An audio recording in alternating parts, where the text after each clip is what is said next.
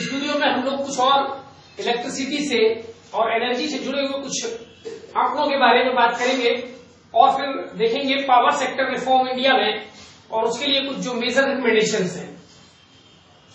तो वर्ल्ड में जो इलेक्ट्रिसिटी का प्रोडक्शन अभी पूरी दुनिया में हो रहा है उसमें किसका शेयर, किस रिसोर्स का शेयर कितना है। तो फर्स्ट नंबर पे कोल लगभग 38.3%, 38.3%। इसके बाद दूसरे नंबर पे गैस 22.9%, तीसरे नंबर पे हाइड्रो 16.3%।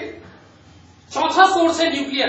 पूरे वर्ल्ड में यदि देखा जाए तो nuclear is the fourth largest source of energy और 10.2%।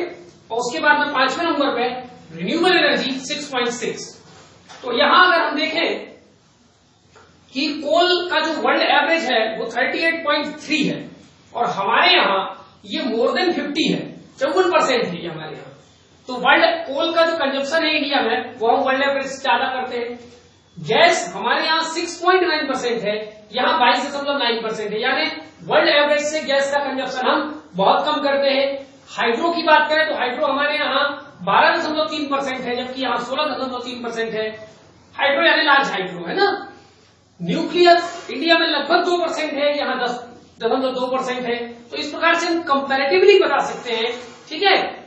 टोटल रिन्यूएबल एनर्जी का कंट्रीब्यूशन अगर हम लार्ज वाले को छोड़ दें तो लगभग 23% कंट्रीब्यूशन इंडिया में रिन्यूएबल एनर्जी का है, जबकि ग्लोबल एवरेज इसका है 6.6। तो इस कंटेक्स्ट में रिन्यूएबल एनर्जी में हमारा जो शेयर है वो काफी ज्यादा है। तो ये आंकड़े हमें इंडिया और ग्लोबली तुलना करने में हमें हेल्प करेंगे।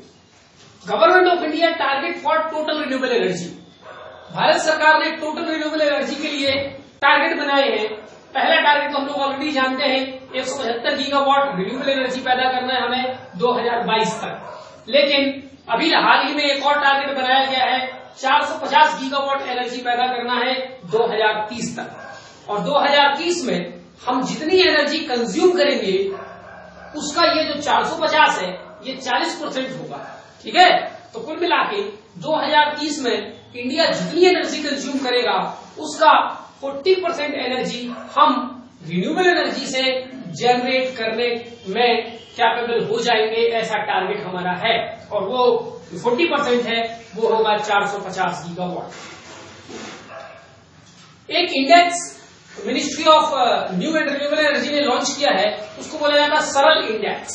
लेकिन इस सरल का फुल फॉर्म है state rooftop solar attractiveness index, Saral index.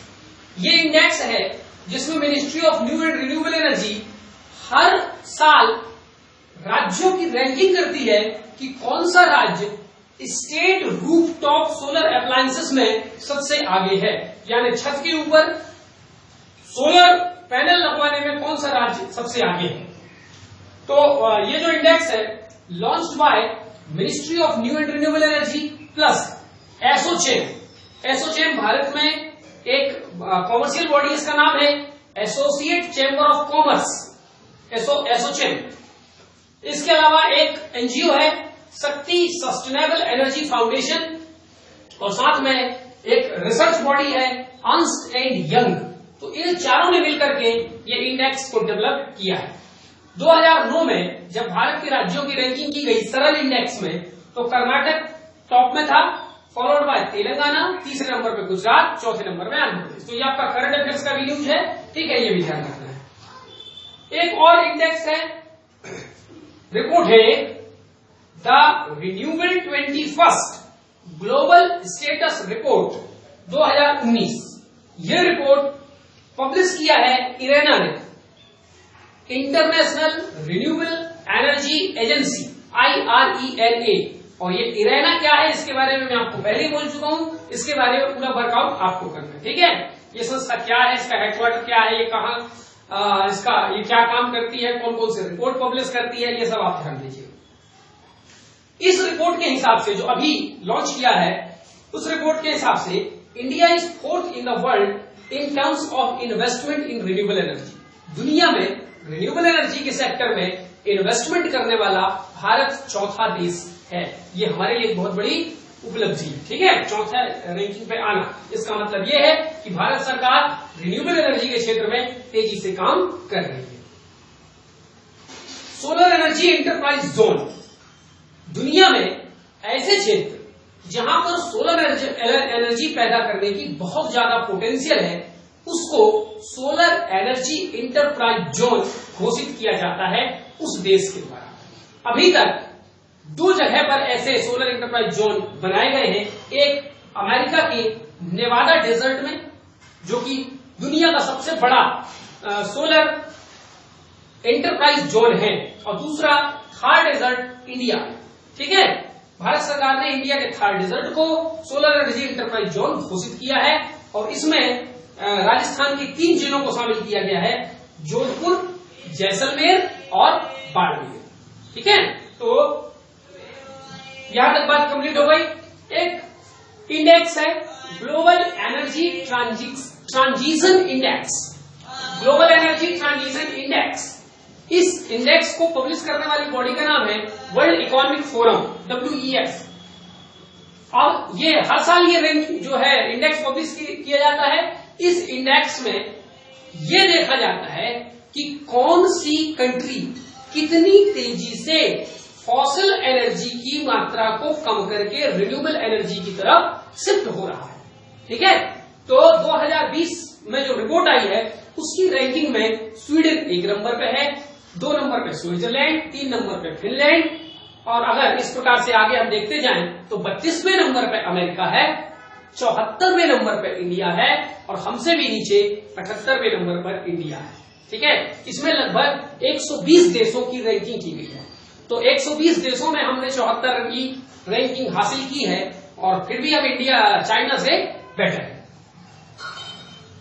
Total electricity production in India, Bharat में कुल इलेक्ट्रिसिटी प्रोडक्शन अभी कितनी हो रही है? सभी सोर्सेस को मिलाकर लगभग 350 गीगावाट इलेक्ट्रिसिटी हम पैदा करते हैं, जिसमें conventional plus non conventional, renewable plus non renewable, सभी प्रकार। ठीक है, अब टोटल इलेक्ट्रिसिटी, इसके पहले हम लोगों ने हाइड्रो का सबसे ज्यादा प्रोडक्शन कौन सा स्टेट करता है, सोलर का कौन सा करता है, बायोगैस का कौन सा करता है, ये सब हमने इंडिविजुअली देख लिया। अब अगर टोटल एनर्जी देख लिया जाए कि state wise total energy production, तो सबसे ज्यादा एनर्जी प्रोडक्शन पूरे इंडिया में महाराष्ट्र करता है, और जो टोटल इलेक्ट्रिसिटी है 350 गीगावाट, उसका 10% सभी सोर्सेस से महाराष्ट्र द्वारा पैदा किया जाता है। दूसरे नंबर पे गुजरात 7%, तीसरे नंबर पे कर्नाटक 6.5%, तमिलनाडु 6% और Andhra Pradesh 5.7%। These are the 5 top states of India by electricity production.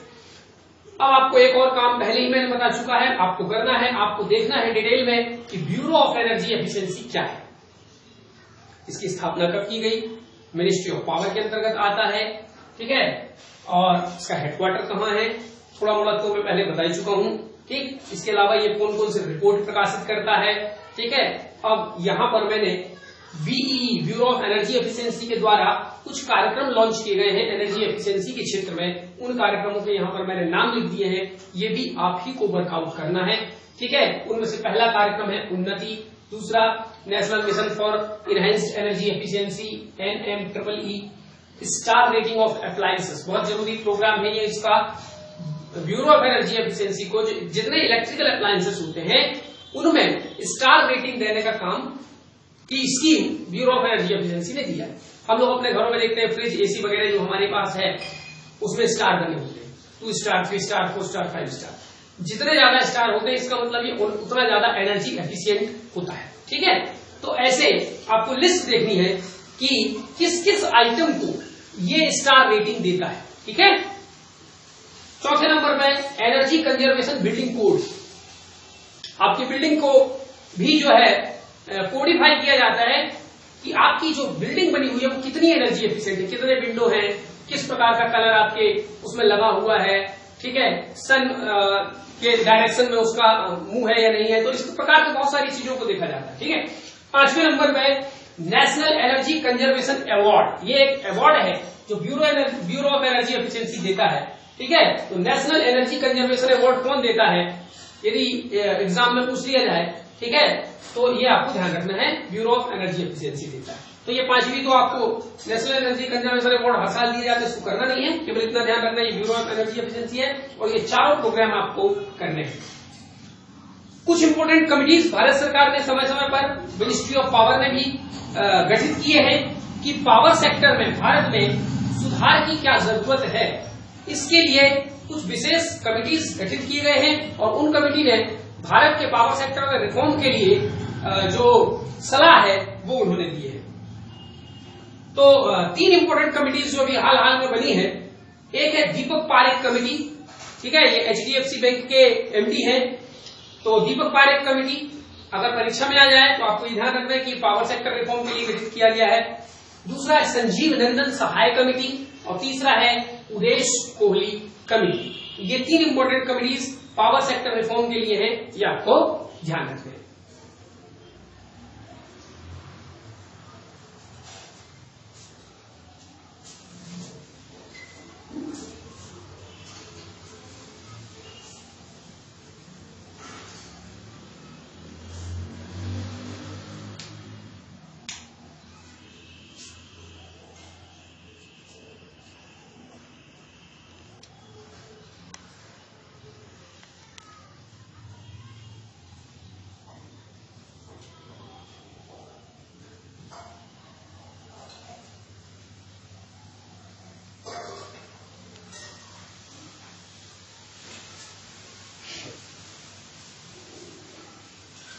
अब इन तीनों कमिटीज ने भारत में पावर सेक्टर रिफॉर्म के लिए क्या क्या रिकमेंडेशन दिया है, उनकी सारी बातों को मिलाकर के भारत में पावर सेक्टर रिफॉर्म के लिए क्या क्या कदम उठाने जरूरी हैं, यहां पर मैंने 17 पॉइंट हाईलाइटेड किए हैं। ठीक है, ये मेंस के पॉइंट ऑफ व्यू से बहुत जरूरी है। तो देखते हैं पावर सेक्टर रिफॉर्म के लिए क्या क्या कदम उठाने की जरूरत है। Reduce losses and improve financial health. अभी हमारे यहाँ जो पावर डिस्ट्रीब्यूशन कंपनीज हैं, खास करके जो सरकारी कंपनीज हैं, वो लॉस पे चल रही है, उनकी फाइनेंशियल स्थिति अच्छी नहीं है। ठीक है, तो ऐसा कुछ अरेंजमेंट भारत सरकार द्वारा किया जाए, उनको फाइनेंशियल इंसेंटिव दिया जाए, बजटरी सपोर्ट दिया जाए, ताकि उनमें जो इकोनॉमिक लॉस उनको हो रहा है और जो फाइनेंशियल हेल्थ उनकी गड़बड़ है उसमें सुधार आए। दूसरे नंबर पे reduce subsidy burden of the government. Power sector में भारत सरकार कहां सब्सिडी देती है, 2 बातें समझ लीजिए। पहली तो कंज्यूमर को सब्सिडी मिलती है LPG के रूप में, केरोसिन के रूप में, डीजल के रूप में। ठीक है, दूसरी पावर सेक्टर में जो सब्सिडी मिलती है वो किसानों को मिलती है। किसानों को भी एग्रीकल्चर सेक्टर में डीजल पंप खरीदने के लिए, सोलर पंप खरीदने के लिए, इलेक्ट्रिसिटी में बहुत प्रकार की सब्सिडी दी जाती है। तीसरे, रिन्यूएबल एनर्जी के सेक्टर में या अल्ट्रा मेगा पावर प्रोजेक्ट के सेक्टर में भारत सरकार जो प्राइवेट कंपनियां आ रही हैं उनको भी सब्सिडी देती है। यानी भारत सरकार पावर सेक्टर में 3 लोगों को सब्सिडी देती है, नॉर्मल कंज्यूमर, एग्रीकल्चर के फार्मर्स को, और तीसरा जो प्राइवेट सेक्टर के डिस्कॉम है, डिस्कॉम माने डिस्ट्रीब्यूशन कंपनीज, उनको देती है। अब ये 3 लोगों को जो सब्सिडी देती है, इन टोटल को मिलाकर के ये सब्सिडी बहुत ज्यादा हो जाती है। इस सब्सिडी को कम करने की जरूरत है और रैशनलाइज्ड करने की जरूरत है। रैशनलाइज करने का मतलब यह है कि जो प्राइवेट सेक्टर इसमें काम कर रहे हैं, तो उन्हीं प्राइवेट सेक्टर में काम करने वाले लोगों को भारत सरकार सब्सिडी दे जो rare field of electricity generation है, जैसे टाइडल एनर्जी, ठीक है, coal bed methane, shale gas, ठीक है, हाइड्रोमेन, इसमें लेना बंद करें। ये रैशनलाइजेशन हो गया, पहली बात। दूसरी बात, अभी जो एग्रीकल्चर में है सरकार अलग अलग सब्सिडी देती है। फर्टिलाइजर के लिए अलग देती है, सीड के लिए अलग देती है, पावर के लिए अलग देती है, फसल के लिए अलग देती है। ठीक है, तो ये फार्मर्स के लिए एक मुश्त, एक टाइप की सब्सिडी बनानी चाहिए और वो पर हेक्टेयर लैंड फार्मर के पास कितना है और उस लैंड की क्वालिटी कितनी है और उसमें वह कितने प्रकार का फसल होता है, इन तमाम आंकड़ों के आधार पर उसको एक मुश्त एक ही सब्सिडी देनी चाहिए। इंस्टेड ऑफ हम फर्टिलाइजर दे रहे हैं, फिर पावर दे रहे हैं, फिर ये दे रहे हैं, फिर वो दे रहे हैं। ठीक है, तो जो कुल मिलाकर के सब्सिडी सेक्टर में रैशनलाइजेशन करने की बहुत ज्यादा जरूरत है। तीसरा, ठीक है, इसी सब्सिडी बर्डन के कारण भारत के पब्लिक सेक्टर बैंक्स का बहुत सारा पैसा NPA हो जाता है, क्योंकि भारत सरकार आदेश दे देती है कि आपके पास लोन लेने हैं, आप लोन दे दीजिए। ठीक है, सब्सिडी के रूप में आप पैसा ट्रांसफर कर दीजिए। तो प्राइवेट कंपनीज को भी, फार्मर्स को भी सब दे दिया जाता है और पब्लिक सेक्टर बैंक के NPA का एक बहुत बड़ा हिस्सा पावर सेक्टर से भी आता है। तो ये सब चीजों में सुधार करने की बहुत जरूरत है। तीसरी बात, balance between public and private sector. Bharat में तेजी से जो पावर सेक्टर है उसका प्राइवेटाइजेशन किया जा रहा है। दिल्ली में, मुंबई में, महानगरों में बहुत जगह पर प्राइवेटाइजेशन किया जा रहा है। तो इस प्राइवेटाइजेशन से बचना चाहिए और पब्लिक और प्राइवेट के बीच में एक बैलेंस, यानी लगभग 50-55% शेयर पब्लिक सेक्टर का हो, 40-45% शेयर प्राइवेट सेक्टर का हो। ठीक है, प्राइवेट सेक्टर को पब्लिक सेक्टर से आगे नहीं निकल जाना चाहिए। ठीक है, चौथी बात, single ministry for power sector. अभी हमने इसके पहले देख चुके हैं कि पावर सेक्टर में अलग अलग मिनिस्ट्रीज, मिनिस्ट्री ऑफ पावर है, फिर ministry of new and renewable energy, फिर मिनिस्ट्री ऑफ पेट्रोलियम, फिर मिनिस्ट्री ऑफ कोल, फिर फलाना, ऐसे कई। ठीक है, इससे क्या होती है, एक कोहेरेंसी नहीं होती पॉलिसी में। ठीक है, डेटा सही नहीं होते। तो ये अलग अलग मिनिस्ट्रीज, अलग अलग डिपार्टमेंट को खत्म करके एक यूनिफाइड मिनिस्ट्री या एक unified nodal agency power sector के लिए बनाई जाए और उसी को हम conventional energy, non conventional energy, ocean energy, सारा काम उसी सेक्टर को दे दिया जाए तो एक कोहेरेंट पॉलिसी बनेगी, एक तालमेल रहेगा रिन्यूएबल नॉन रिन्यूएबल के बीच में, कोल और पेट्रोलियम के बीच में। समझ आ रही बात? तो एक यूनिफाइड मिनिस्ट्री बनाने की जरूरत है। ठीक है, अभी हम लोगों ने इसके पहले पढ़ा था कि renewable purchase option, renewable purchase obligation, जिसमें जो पावर सेक्टर डिस्ट्रीब्यूशन कंपनीज हैं या पावर कंज्यूमिंग कंपनीज हैं, उनको अपनी इलेक्ट्रिसिटी का कुछ हिस्सा रिन्यूएबल एनर्जी का यूज करना पड़ेगा। तो उसको कहते हैं रिन्यूएबल परचेज ऑप्शन, और इसी में हम लोगों ने पढ़ा था रिन्यूएबल परचेज सर्टिफिकेट। तो इन दोनों में अभी क्या सरकार जो है जीएसटी लगाती है और लगभग 18% के आसपास जीएसटी है। या तो उसमें सरकार जीएसटी हटा दे या उसको मिनिमम जीएसटी कर दे, तो उससे ये जो रिन्यूएबल परचेज ऑब्लिगेशन है इसकी मात्रा बढ़ेगी। डिस्प्यूट सेटलमेंट, पावर सेक्टर में पावर जनरेट करने वाली और डिस्ट्रीब्यूट करने वाली, डिस्ट्रीब्यूट करने वाली और कंज्यूम करने वाली।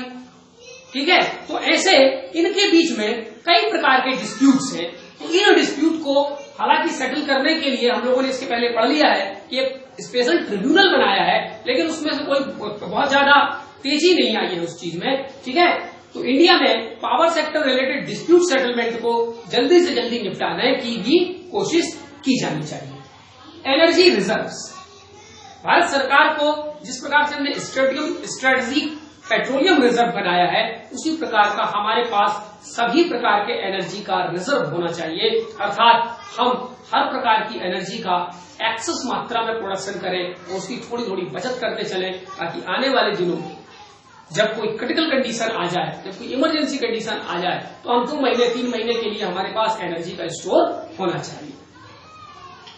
लेसन इंपोर्ट डिपेंडेंसी, हम लोग इसके पहले देख चुके हैं कि अगर हम टोटल एनर्जी सेक्टर की बात करें तो इंडिया की जो इंपोर्ट डिपेंडेंसी है वो 40% है, और इंडिविजुअली बात करें तो पेट्रोलियम और ऑयल में 87%, गैस में 57%, ठीक है, कोल में लगभग 23%। तो इतनी ज्यादा हमारी एनर्जी की जो इंपोर्ट डिपेंडेंसी है, it's neither good for Indian economy, not for Indian government. ठीक है, तो ये डिपेंडेंसी हमें कम करने की जरूरत है। उसके लिए डिपेंडेंसी कम करने के लिए स्वाभाविक बात है हमें डोमेस्टिक एक्सप्लोरेशन में तेजी लानी पड़ेगी, प्रोडक्शन में तेजी लानी पड़ेगी, प्राइवेट पार्टिसिपेशन के साथ मिलकर काम करना पड़ेगा, ट्रिपल-P मोड पे काम करना पड़ेगा। कुल मिलाकर के पूरे प्रोसेस में हमें बहुत एग्रेसिव ढंग से काम करने की जरूरत है। न्यू सोर्सेस ऑफ एनर्जी को फाइंड आउट करना है, रिसर्च एंड डेवलपमेंट में तेजी लानी है, ये तमाम काम हमें करना है। एब्रॉड स्टॉक होल्डिंग, जैसे हमने ओएनजीसी बिलीव्स लिमिटेड बना दिया है, जिसका काम यह है कि भाई विदेशों में जाकर के गैस और ऑयल फील्ड की डिस्कवरी कीजिए, उसको पाइए और वहां से तेल और गैस भारत जो है खरीदेगा और वो भारत का अपना माना जाएगा। तो इस प्रकार से हम रिन्यूएबल एनर्जी के सेक्टर में भी एब्रॉड जहां जहां हमें पॉसिबिलिटीज अपने पड़ोसी देशों के साथ, सार्क देशों के साथ, आसियान देशों के साथ, जहां कहीं भी हमें पॉसिबिलिटी मिलती है, हम तेल के नए सोर्सेस खोजें, गैस के नए नए सोर्सेस खोजें, अपने पड़ोसी देशों में हाइड्रो पावर जनरेट करें, अपने पड़ोसी देशों से बेहतर क्वालिटी के कोल के साथ कोलैबोरेट करें। तो इस प्रकार से जो हमारे पड़ोसी हैं और बाहर के देश हैं, उनके साथ हमें स्टेक होल्डिंग माने हिस्सेदारी करने की जरूरत है। 11वें नंबर की सजेशन है reducing aggregate technical and commercial losses, short में इसको कहा जाता है AT&C loss. Technical and commercial losses. Technical loss क्या होता है, मान लीजिए किसी एक जगह पर इलेक्ट्रिसिटी का जनरेशन किया गया, फिर उसको कैबलिंग के माध्यम से डोमेस्टिक लेवल पर डिस्ट्रीब्यूट किया गया, उसमें हमारी टेक्निक के कारण हमने जो टेक्नोलॉजी यूज की है, वायर किस चीज का यूज किया है, ठीक है, कितने वोल्टेज में हमने इलेक्ट्रिसिटी सप्लाई को यहां से भेजा है, ठीक है, तो उससे जो लॉस होता है उसको बोला जाता है टेक्निकल लॉस, ठीक है।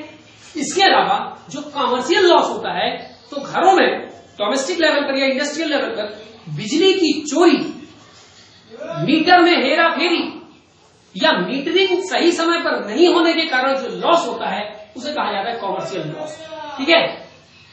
इंडिया में कॉमर्शियल लॉस बहुत ज्यादा है, टेक्निकल लॉस कम है, और दोनों लॉस को मिलाकर के कह दिया जाता है ट्रांसमिशन लॉस, ठीक है। तो इस ट्रांसमिशन लॉस को इंडिया में कम करने की जरूरत है।